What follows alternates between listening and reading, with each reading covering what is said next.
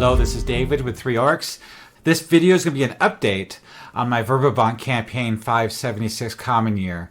The website I am publishing this campaign on is World Anvil. I'm able to publish this campaign setting publicly for everybody to use in their campaign if they want to run a sandbox in the Verbobonc area, Gnarly Forest, Cron Hills, to run maybe the Temple of Elemental Evil campaign or any other adventures that are in the area. My campaign is based on the Temple of Elemental Evil campaign, and they start at the city of Verbobonc. My players start there with rich backgrounds and connected plot stories to springboard the players off in the campaign to get them going along the road south towards the village of Hamlet.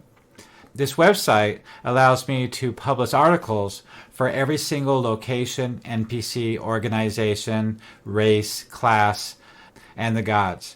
The reason I need to go into that much detail is because when I hyperlink these topics within an article, you'll be able to drag your cursor over and either click on it or hover over it, and it'll pop up that information so you can use this at the table. Now, the way I'm formatting this is different from what most people are used to having. Usually you'll buy a module or an article. It's a slog to read through, and it has a wealth of information. It's great to read, yes, but it's really difficult to use that kind of information at the table when you're running a game. I learned this firsthand by running old school essentials. Their modules, the way they format it. Basically, the way they format those modules has pretty much set the industry standard for when it comes to formatting a game system. It's all it's one topic or one room or one location or one NPC per page. It's all bullet pointed. It's fairly brief, to the point. So that way, all the information you need is right there on that page. There's no flipping through the book looking for something to try to find out some information that you remember reading a long time ago, and it's buried within this slog of dense paragraphs in the book that's really difficult to find while you're running the game. So what I found is I didn't want to write articles for the races or the classes or the gods or certain organizations, but I found that sometimes you'll remember something about an NPC or a location, and you'll think, okay, I remembered something about that I read a long time ago. Let me pull out the book and reference that, look that up. Well, I have to put these articles in there, abbreviated articles that are bullet pointed, that are referenceable, so that way you can click or hover your cursor over that word and it'll bring the information up, so it'll be a quick reference for you while you're running the game. So there's no way that these articles are supposed to replace the original articles or the core box. The idea is not to replace the box set or articles or modules that you have when it comes to referencing this information. It's just there to capsize it into a bullet point format to give you the highlights of that information so it can jog your memory, or you can reference it at the table and just use it really quick. I highly recommend reading the original articles or modules or box sets to get the information first, but this website is designed to be used at the table while you're running the game. So this video is going to be an update of my progress so far. The idea for this website is to create a sandbox for the area, from the south border of Firandi to the west to Luna, all the way through the Gnarly Forest to the Wild Coast, and all the way down to the Selene, the border of the Fey Kingdom, to the south, including a portion of the Lortmill Mountains, the Cron Hills, and the Gnarly Forest. So that way, no matter where the players go, everything will be fully keyed. It will be fully accessible. The information there of every village, every town, every city, every shop, every NPC, every map, everything's all there on the website. So all I got to do is a click away or a hover away, you'll be able to bring that information up. So these features are not only just to be used for role-playing purposes to bring up this information while you're running the game, but it's really valuable for when you want to write a session report, because I can actually use World Anvil to generate a session report for me automatically. And what's really great is in the session report, you have all these links. It'll link all the information to the session report, so that way when the players read it, they can actually link to some information that they're not quite remembering or know about, like a link to the Cron Hills, or a link to the Hobbit Halfling race, or a link to that god, or that organization like the Mounted Borderers. Like these little accessible links to kind of tell them, okay, that's what that's about. I get it. It only took them seconds to see that. They didn't have to like open up this big, huge manual to look it up and read this entire article on the subject. Also, there's references to history too and lore for each race and god as well. Also, each article I have artwork that I generated, that I created. I bring it into Photoshop and Canva, and I put it all together, and I make representation of those races or locations or the gods or the holy symbols, anything like that. That way they can be used as reference to in a session report or at the table. One of the reasons why I did that is because there is an artwork for everything. If you look at the old box sets, there's some great artwork in there, yes, or the old modules, but there's not artwork for every room, for every shop, for every NPC, for every organization. Like a good example is gnomes. There's not a lot of artwork out there for gnomes. I remember for the last 5 years working on this project, I just couldn't find any. So I'm having to create my own. And that's just a good reason why I have to create artwork. Plus, there's that whole copyright IP issue where you can't share information publicly if I don't own it. So that's another reason why I have to generate this stuff on my own. And also, I'm rewriting these articles in my own words, so that way I can have that out there for people to use. Because I can't just copy paste this information from the box set, then that's a huge no-no for the WotC fan content policy. So at this point, I'm halfway through the city of Verbobonc right now. I've been keying the locations, and then I realized that I have to get the races and the gods, because as I get to the chapels or the churches and the NPCs there, those links should be in there on those articles of the god that they worship and their race. So that way that'll be linked in there, so it'll be confirmed of what sub-race they belong to, or if they're Flan or Solus. That way that link will be there, so they'll know. And of course, there's artwork to go with that, so you can get a general good idea of what that race looks like, which I created to equal to real-world racial descriptions. So that way you get a good idea of what the back lunas looks like. So the city itself, I've got through the business quarter. Also, I'm creating a new map. If any of you have been following me for the last 5 years, I create maps all the time. I've already created the Southern Viscounty map and the Eastern Viscounty map in great detail, so 1 hex is 1 mile. And then lately, I created the entire Viscounty map, which is 1 hex is a league. That way the scale will fit without the size of the image being way too large to download off the internet, or to be able to use it interactively in World Anvil. So that way you can scroll around on the map in World Anvil, and then each town will have a link, a name, that you can click on the name, like the village of Hamlet, and they'll bring up the village of Hamlet, all the articles, another map. And then that map will have links on each shop too and location, and it'll bring up articles for those locations as well. And then, of course, there'll be NPC links in those articles. That way you can bring up the NPC, his personality, his motivation, his history, everything that's about him or her.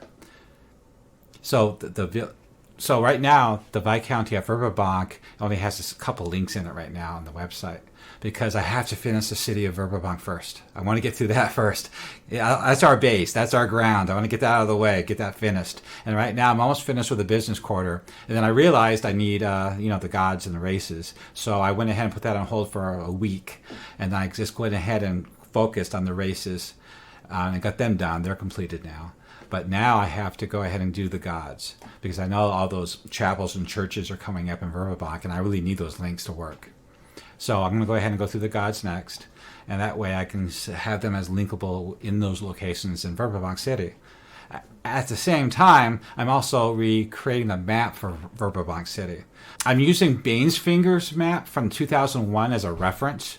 I'm analyzing it closely. I have some Patreon members collaborating with me on the 3 Arcs Discord channel. I'm also collaborating loosely with the original Triad members of Living Greyhawk series that I'm getting a lot of this lore from for these locations that I'm developing. For example, Penswick or Etterboke, or all these locations there that they have referenced in their modules, and I'm using that information and then expanding it. I'm actually creating the entire town of Penswick with every shop and NPC, just adding more, expanding the scope of what they originally created for that module. But I'm so happy that they were able to put down the base groundwork of this information out there so that I can expand from that. And that's what I've been doing. On the Three Orcs Discord channel, we get on there and we talk about this all the time. I'll pull up the race or the article I'm working on or the map, and I'll put it across the members there and ask them for their advice. So I go, hey, does this look right to you? Should this be this way? Do you guys think I should change it for this or that? Make adjustments? And then I say, well, I'm considering making an adjustment to like maybe where the manor of Prince Jim is going to be. I saw that in the original article that he was located right there on the docks of Verbobonc City in the waterfront quarter. And I thought that was odd. A huge opulent mansion right there on the docks. That didn't make sense to me. So I go ahead and repositioned that across the way from the new St. Cuthbert building, more in the business district. I talked to Vainsfinger himself, and he's told me why he put it there. I kind of thought that was not quite how I would do it. I understand his reasoning why he put it in the business sector, not the upper quarter. So I went ahead and I just going to move it like a couple streets down to where it makes more sense. A better street in the business quarter, I think, would look good for that mansion to be placed. Just a little bit of changes, for example, like that right there. So there's not going to be a lot of grand sweeping changes. It's pretty much almost going to be the same layout. I'm just going to refine the streets and refine the neighborhoods. I'm adding alleys. I got a request from a Patreon member. He wants alleys in there, which makes sense. You need alleys. So I'm going to go ahead and make sure I focus on that and get that really in there. So let me go ahead and show you the website, and we'll go from there. D&D had a huge impact on my life. I started playing in grade school after Star Wars came out in 1977, where I started a gaming club that led to D&D. At the time, I would be found in a classroom, keeping my head low, buried in a fantasy book. The D&D Blue Box set changed and consumed my life. Quickly after that, I bought the AD&D Player's Handbook by Gary Gygax, which had a massive influence on me. I highly recommend these books to read. Rise of the Dungeon Master, Gary Gygax and the Creation of D&D by David Kushner and Corinne Stadmy. This graphic novel is a quick read, and it is a brief glimpse into the life of Gary Gygax, the creation of D&D, the controversy, and the effects that the game had on pulp culture and the many lives that it touched. The next book is Empire of Imagination, Gary Gygax and the Birth of Dungeons & Dragons by Michael Whitwer. I found that this biography is a series of fictional vignettes about events in Gary Gygax's life, loosely connected by nods at context, which is more of a inspired by true events story than an actual biography. And the last one is Of Dice and Men, the story of Dungeons & Dragons and the people who play it by David Ewalt. This was a fun read about the history of Dungeons & Dragons. The author injects that some scenes from one of his own D&D campaign, which I liked, but sometimes it strayed a little bit too far from the subject and covered a lot other role-playing games. I was really happy to identify with a lot of the scenes in this book, and not just from playing the game. You can find my affiliate links down below. Okay, hello down here. Up in the corner there, I have a screen for you to see my website. Hopefully it's big enough for you to see. I really don't consider people on their cell phones when I design my layout. So this is really meant for the big screen or the monitor. Hopefully you can see what I'm showing you.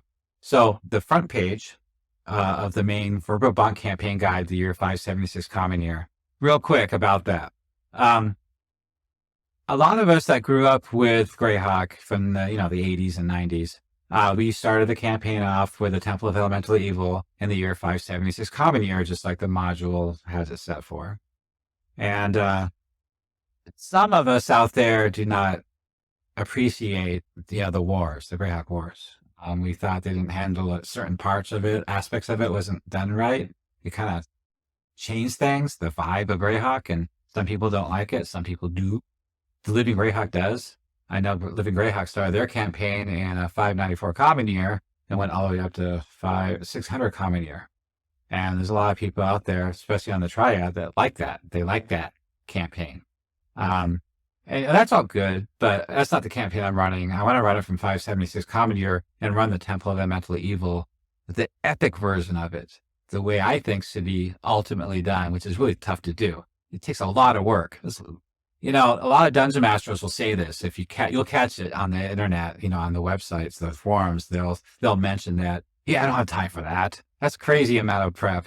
They want to prep it, a minimum amount of prep, and they take a lot of their stuff off the internet and use it. And a lot of people use my stuff in their campaign too.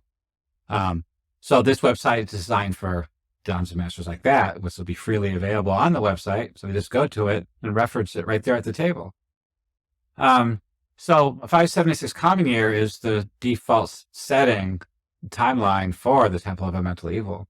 So basically, it's 7 years after the Battle of Emerald Meadows, and everybody assumes, from the nobles on down, that it's been dealt with. There's no more problems. It's nothing's bad's happening out there. In fact, all the adventurers over the years, going down to the village of Hamlet, cleared out all the monsters.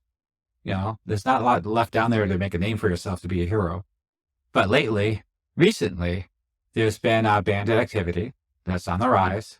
And so, yeah, we need to get some adventurers down there to take care of it. Mounted borderers have been pulled back. The Viscount pulled back the mounted borderers from the borders of the Crown Hills to protect the gnomes for political reasons. There's a lot of politics going on between the gnomes and the lords of Verbobonc and the people, the merchants of Verbobonc. A lot of stuff's happening. And that's when these modules of Living Greyhawks kick in. But we're not really focused on that right now. I'm just focused on creating those villages and those shops and those NPCs. Get the groundwork done first, so it's there to be used by the DM any way he feels fit. Later on, I'll go ahead and start introducing these other adventures. I'll rewrite them for the campaign. Because you remember, those adventures are made for the year 594, not Common Year. So they have to be adjusted to be fit into the 576 Common Year timeline. Just a little bit of changes, nothing big. The only thing that's big is Lady Osbury. She's going to be a little bit younger. You know, my campaign website is still going to be useful for somebody that wants to run their campaign at a later date. I got a couple of Patreon members that are doing that. You just got to overlook a few of the references to the date. That's all you got to do. But all the core information there, the groundwork, you know, the villages and the city and the NPCs and the shops, it's still fully usable no matter what the time the date is. You know, it has nothing to do with the modules yet. So that's why I'm running this in the year 576 Common Year, because that's the campaign I want to run. And hopefully others will appreciate that as well. I have a little introduction on the front page that tells you all about why I'm doing all this. You know, where I'm referencing it from, how I'm collaborating. Got a little video there, introduction to Greyhawk. And then as it goes down below, and you just scroll down to the left, is the World Codex, which is basically the table of contents. You'll find everything there. In the middle is my recent articles, which doesn't seem to be updating that often. I don't know why. On the right-hand side is all these timelines that I kind of put in there that you can reference if you want to see the timeline and history. And all the maps are going to be on the right. The only map that I have right now on the website is the Viscount of Verbobonc. I have not imported my other maps yet because I haven't gotten to that yet. I want to finish the city of Verbobonc first, like I said before. So I'll give you some examples of what I'm doing here and why this is useful for DMs at the table. So we're going to go ahead and go down to the Atlas, and we're going to go ahead and click on the Verbobonc City. Now, Verbobonc City, the map, will be on this page, this big, huge interactive map. You just click on things and those articles will pop up. Or you hover over them and they'll pop up over that image. So in case you don't want to leave that web page.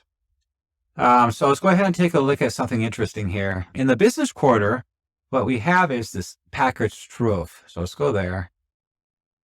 I clicked on the wrong thing, sorry. I clicked on the wrong link. I clicked on a mansion. On the left is those 3 lines. It's for navigation of the website, and you can just click on that and it'll bring up a navigation window. So I'll go back to Verbobonc Atlas. We keep clicking on the wrong things. So the Atlas, and then we'll go to the city, and then we'll scroll back down to the business quarter. This is one way to navigate the website. The other way will be through the website interactive map. So I'm going to go ahead and make sure I click on this carefully. So we got package trove. Here we go. Okay, so this is a good example of why this would be useful to a Dungeon Master running the game. We got the title. You got a brief introduction. We have an outside description, what the place looks like from outside. You can roleplay that. Then you have inside, kind of like flavor text. You can, just kind of mention it or read it, or you can just wing it. It's up to you, but at least you know what the place looks like now. On the right-hand side is a kind of an image of what, generally what the place looks like. On the right-hand side is all the clickable stuff, like what their location is, who the owner is, other characters, NPCs there, and the different things like that. On the left is where all the information is, the lore. So there's a whole section there that I made of Packard, the owner of the bar, and a description of that. And then I got another description of one of the waitresses. Another one of a mercenary and brigands and the thief assassin and the card game that's being played. and another NPC character. And if you can see that I hit the spoilers. So this is a public website. Your players can easily go to this website and just read all this stuff. But hopefully you got cool players and they won't do that. But just in case they accidentally do this, I put behind some important information, secretive information behind spoilers. So you have to click on it to actually read it. So if they're that kind of person, they'll click on it and they'll read it. So the mercenary brigands in the taverns, full flavor text of what they're doing, which is kind of useful in case you need it. It's there. I think of these things that a DM might need or want. If an assassin comes into the bar, I have a spoiler for that. And he has a full flavor text walking into the bar and what he looks like and what he's doing and how he's acting. This assassin I use in the campaign for the Living Greyhawk series and some of the modules. He makes his presence is known. He shows up and the players can have to deal with him. In case I need to, I have Tonk, which is the card game. And in case I need it, I have a Tonk card game going. Full flavor text of the brigands as they're talking and acting and interacting with the waitress. There's just immersive things I added to the article to help the DM bring the campaign to life or the place to life. And we got Dallin. He's a bandit. I got appearance and personality in there in case you want to use him. So I add little things like that. On the right side, below the bouncer, and the bouncer stats, because they might get to a bar fight and be nice to have the stats. I have poor meals, regular meals, and fancy meals. That's just a general list of things you can roll on if you want, just to help the Dungeon Master out. They're not as fancy or interesting as the Dolmenwood campaign, but they're the basic D&D stuff there. Also, the stats I use I don't put a lot of stats into these websites because this is supposed to be a system neutral campaign. I don't focus on what system you're using. I generally think it's traditional Dungeons and Dragons. That's how I look at it. So it's usually basic, expert, or AD&D, or Castles and Crusades, which is a modern version of AD&D, or you can use old school essentials if you want. If you want to use something like 5th edition, I don't have anything here to contradict any of those rules. So that way, they don't actually make the article too big, because once you get into those newer editions, and if you try to use their stat blocks, this page will be like triple the size. So we don't want that to happen. I add little links on the right, like this one right here is the locations. So you see what I did is I put my cursor over it. I didn't click it, and it just pops up and you can scroll through it. All these locations to help you navigate. And then the same thing with the owner here, Packard. So if you want, you can just put your cursor over there and read all about him, his personality and motivation and political relationships he has with the Thieves Guild. Or if you want, you just click on him. So if you click on him, it brings up his full article. So I have artwork for him, and I have a lot more information here. So on the right-hand side, it has his stats, his current location, all this, his quotes and cat phrases. I add that for role-playing purposes to help the DM. It's nice to have a quote in there. So that way you get a general good idea of his personality, and you can role-play from that if you want. And then I have more like comments he makes while he's working at the tavern. I add little things like that. So it's just to help the DM out a little bit. So let's go ahead and go back through the content navigation window here. And we'll go ahead and look at the Encyclopedia. So we have deities and religions. Right now, so far, I've got some deities. I got some church organizations listed here that I've finished. I got 3 so far. I'm working on it. Let's go ahead and look at the Holy Order of Hieronymus first. And as you can see, this is the article for the church, not the god, but the actual organization that's the church. And if you want, the god himself is right here. On the right is a link for him. And you can just hover over it and kind of look up something that you needed to know right then and there while you're playing the game, running the game. Or if you really want to see more artwork and more information, you can click on it and bring up the article. If you right-click on it, you can't. So you can't right-click on it and open up another window, unfortunately. So anyway, this is the Holy Order of Hieronymus, which is what I call it. And there's everything you need to know about that religious order. On the right-hand side, I created some prayers. I wrote some prayers out, prayers to the Invincible Knight, things like that. So I always add little things from my campaign. The reason I have this information is I develop and write this stuff for my campaign. Like that quote in the top right-hand corner, I needed it in my campaign. So I've been working on this for 5 years. I have a lot of stuff. And so what I do is I use it into these articles for other DMs to use too. So, another way to look at this, I look at this more like immense amount of DM notes. This whole website is basically DM notes. It's my DM notes for running the campaign. And I just happen to put it together a nice little package and be able to view it with other people online. Okay, so let's look at one more thing real quick. So back to the Encyclopedia, we got races and cultures. So we'll look at the elves. So the elves have all the races there, all the sub races are there listed. I even included separate articles for history because that takes up too much room in an article. So I created a separate article just for the history. So that way it doesn't get all bogged down and the article is too big. I also have a regional elf population article too. So we'll look at that real quick. And basically it's just a list of areas of areas of Greyhawk where all the elves live. Just a little comment here and there about what that's all about. And then let's go back to the navigation and we'll look at the races and cultures again, elves. Let's go ahead and look at the main elf article. This is the main elf article for Greyhawk.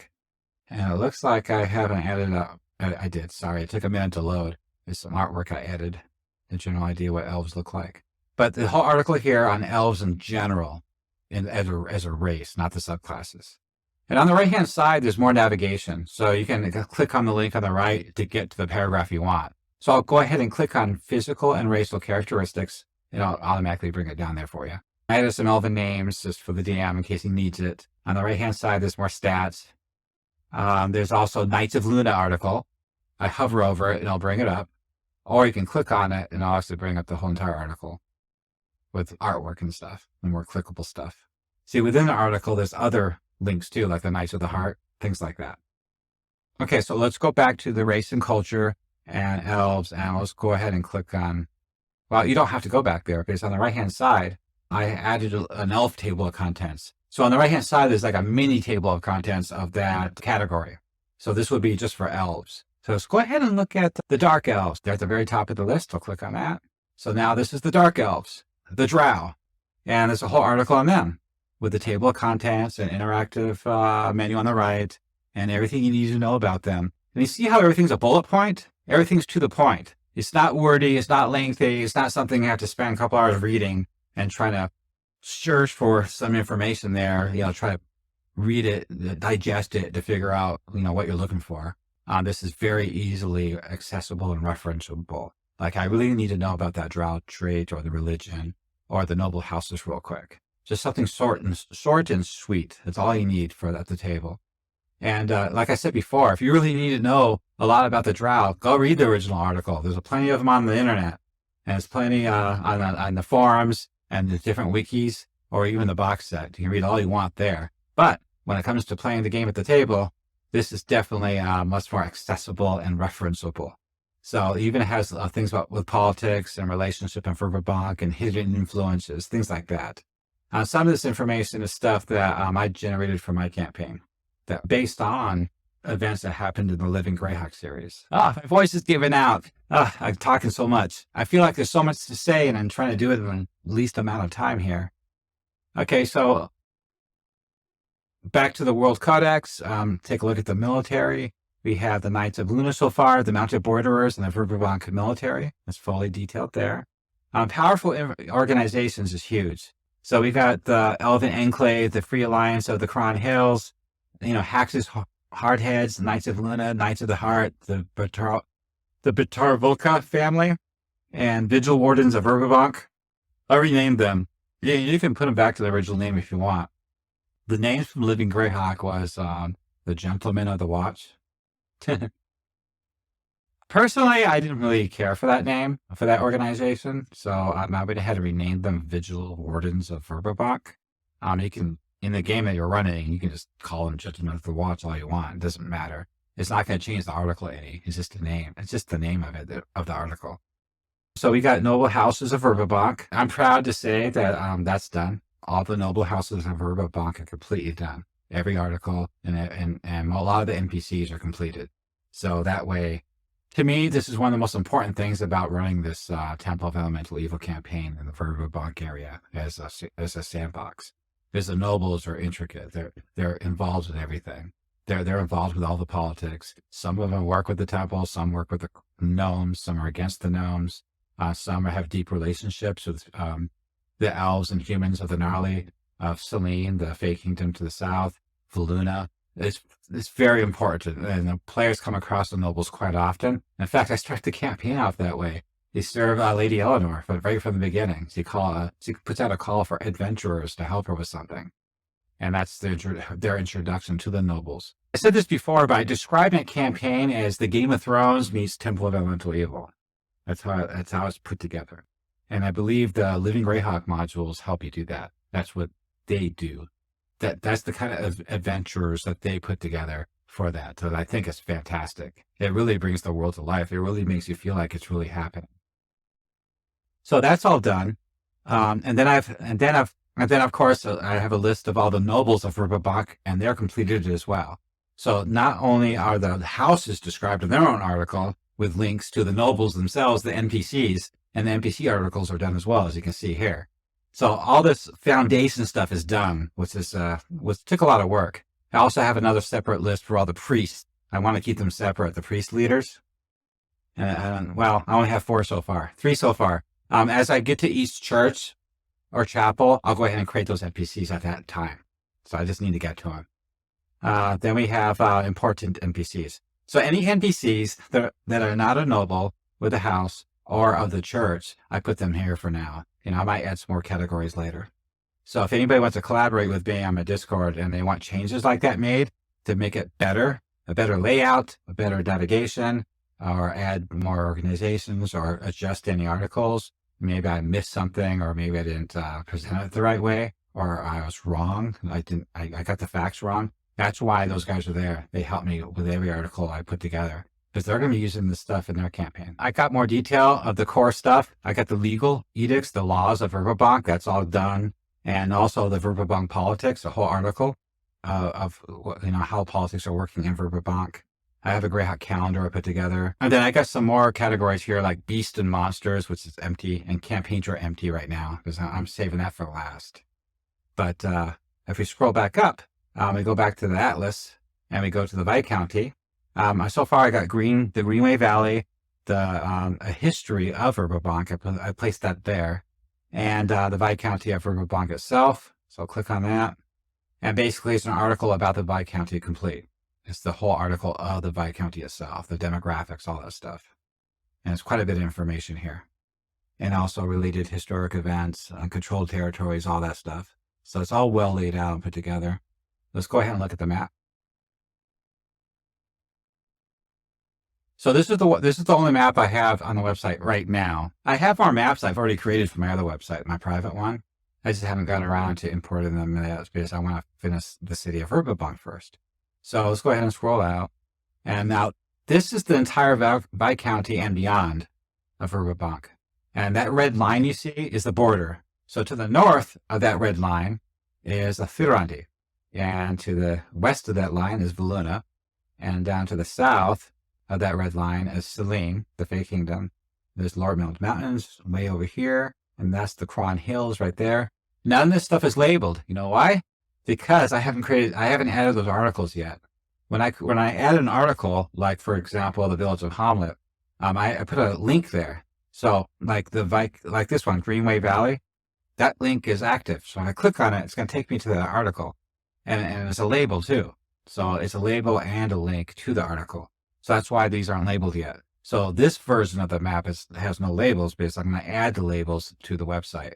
There's another version of this website that does have all the labels. Everything's labeled.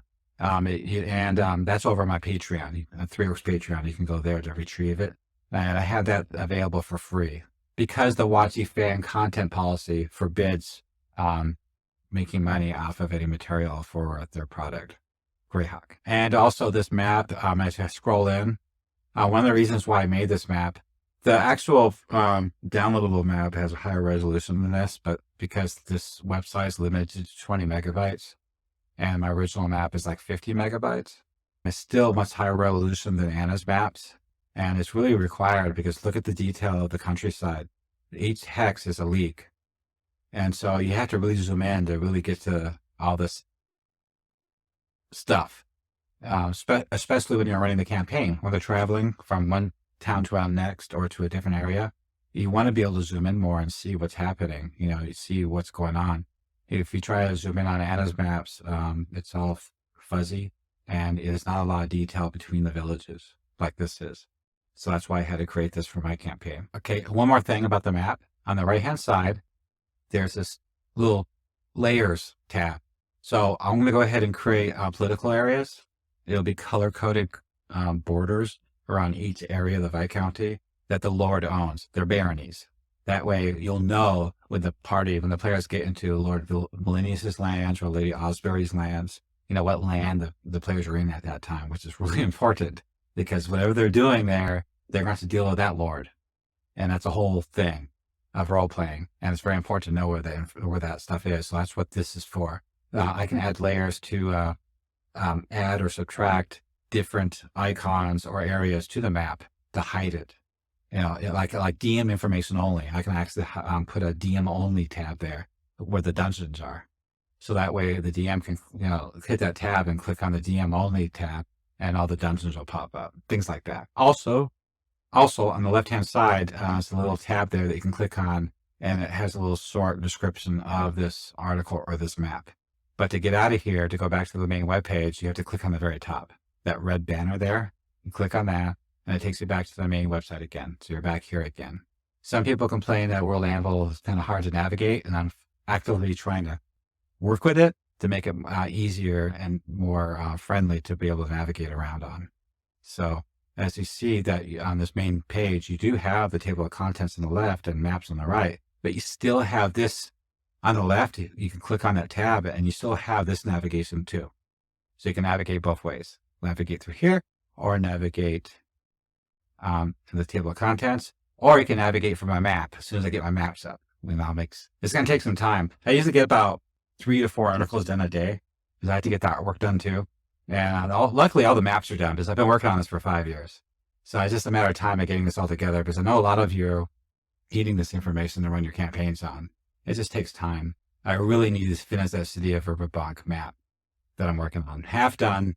After I finish placing all the buildings, I need to go through it again and place bushes and trees to make it look pretty. I'm adding little wagons and horses here and there to make the map come alive, make it look cool.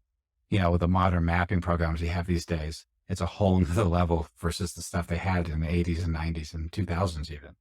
Like Bane's Finger map, he used cartography in 2001.